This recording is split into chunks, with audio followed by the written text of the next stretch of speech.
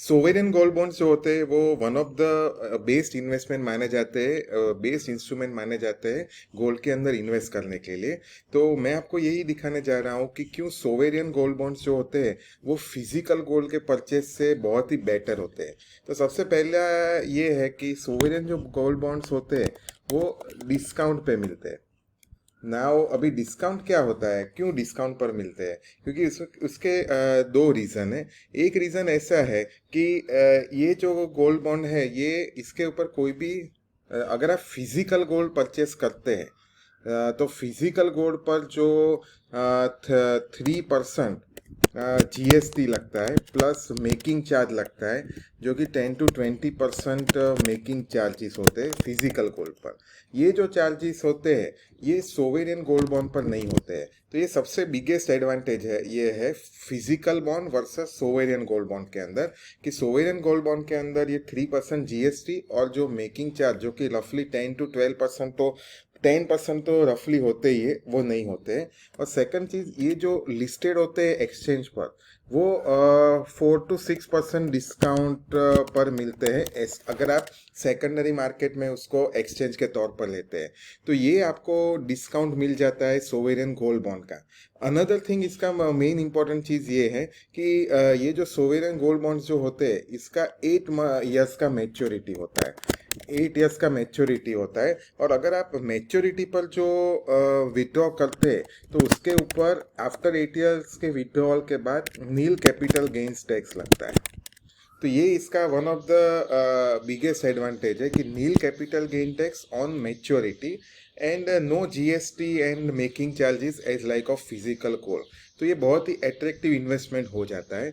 इसके अलावा ये कई लोग मुझे पूछते हैं कि गोल्ड ईटीएफ क्यों परचेज ना करें और क्यों सोवेरियन गोल्ड बॉन्ड परचेज करना चाहिए। तो वन ऑफ द रीज़न ये है कि जो एसजीबी है सोवेरियन गोल्ड बॉन्ड, उसमें कोई भी एक्सपेंस रेशियो नहीं होता है। जबकि अगर इसको हम देखें, कंपेयर करें गोल्ड ईटीएफ के साथ या तो गोल्ड म्यूचुअल फंड के साथ, तो ये दोनों के अंदर ईयरली जो एक्सपेंस रेशियो होता है जो 1% ऐसा कुछ होता है। जैसे कि मैं आपको दिखाता हूँ। अगर हम यहाँ पे जाते हैं कोई भी फंड की वेबसाइट पर, और इसके अंदर अगर हम चेक करते हैं कि ये किस टाइप से है, अगर गोल्ड ईटीएफ हम सर्च करते हैं तो सपोज एचडीएफसी गोल्ड ईटीएफ जो कि स्टैंडर्ड फंड माना जाएगा, इसके अंदर अगर हम जाते हैं तो अगर सपोज देखते हैं तो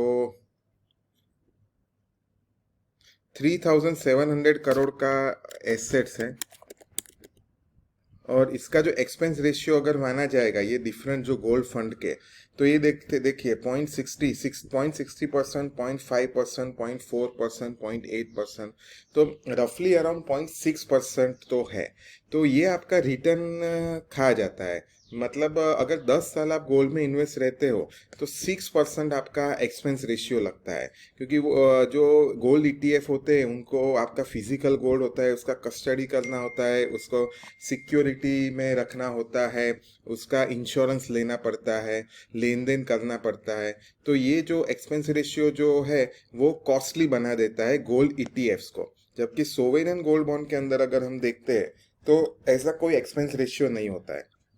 on top of that sovereign gold bond जो होते हैं वो आपको 2.5% per annum interest rate provide करते हैं, जो कि गोल्ड ईटीएफ नहीं प्रोवाइड करते हैं। तो ये आपका एडिशनल इनकम है, ये आप गोल्ड पर एडिशनली इनकम जनरेट कर सकते हो। तो ये कोई भी, बट हाँ ये टैक्सेबल होता है, बट ये मिनिमली टैक्सेबल होता है ये जो इंटरेस्ट रेट होता है। तो ये बेसिकली बहुत ही अच्छी बात है। दूसरी एक बहुत ही अच्छी बात सोवेरियन गोल्ड बॉन्ड की ये है कि ऐसा नहीं है कि आपको कंपलसरी 8 years का लॉक इन पीरियड है। आप प्री मैच्योर विड्रॉ भी कर सकते हैं। मतलब आफ्टर 5 years के बाद अगर आपको प्री मैच्योर विड्रॉल करना है तो भी कर सकते हो। अगर बिफोर 5 years आपको विड्रॉ करना है तो भी ये पॉसिबल है कि तो आपको ये सेकेंडरी मार्केट पर सेल करना होता है, एक्सचेंज पर आपके डीमैट अकाउंट में से। बट एक इसका लिमिटेशन ये है कि लिक्विडिटी के हिसाब से जो मार्केट प्राइस होगा वो हिसाब से ये सेल होगा ये। और दूसरी बात, अगर आप प्री मैच्योर विड्रॉवल करते हो तो आपको कैपिटल गेन्स टैक्स पे करना पड़ेगा। मतलब अगर आप 5 से 8 साल के बीच में अगर आप इसको रीडिंग करते हो तो जो आपने कैपिटल गेन किया है वो आप टैक्स पे है। मतलब कि सपोज आपने अभी 1 लाख रुपए का गोल्ड लिया है और अगर 5 साल के बाद 1,50,000 रुपए का गोल्ड हो जाता है तो जो एडिशनल 50,000 रुपीज जो है जिसका आपको कैपिटल गेन हुआ है उसके ऊपर आपको टैक्स पे करना है। और अगर आप 8 इयर्स तक मैच्योरिटी तक रुकते हैं तो आपने जो भी सपोज 1 लाख का 2 लाख मतलब 1 लाख रुपए का कैपिटल गेन किया है तो आपको बिल्कुल भी कैपिटल गेन्स टैक्स नहीं बनना है।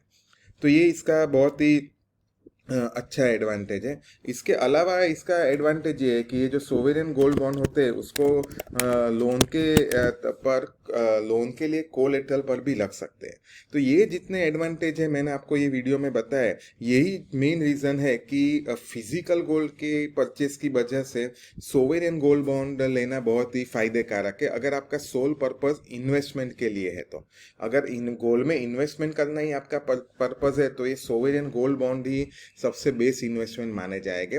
लिमिटेशन ये है कि अगर आपको इसका ज्वेलरी बनाना है तो आप ज्वेलरी नहीं बना सकते क्योंकि ये फिजिकल फॉर्म में नहीं आता है, ये डीमेट फॉर्म मतलब पेपर फॉर्म में आता है। तो कई लोगों को ऐसा होता है कि मुझे इसका ज्वेलरी बनाना है तो ये ज्वेलरी नहीं बना सकते। बट ऑब्वियसली जब आप रीडिंग करते हैं तो तब बना सकते हैं, वो डिफरेंट मैटर है। बट अगर इन्वेस्टमेंट पर्पस के लिए अगर आपको करना है गोल्ड में इन्वेस्ट तो इससे बेटर ऑप्शन आज के डेट में इंडिया के अंदर और कोई नहीं है। अगर आपको ये चैनल पसंद आए तो प्लीज़ सब्सक्राइब कीजिए। Thank you.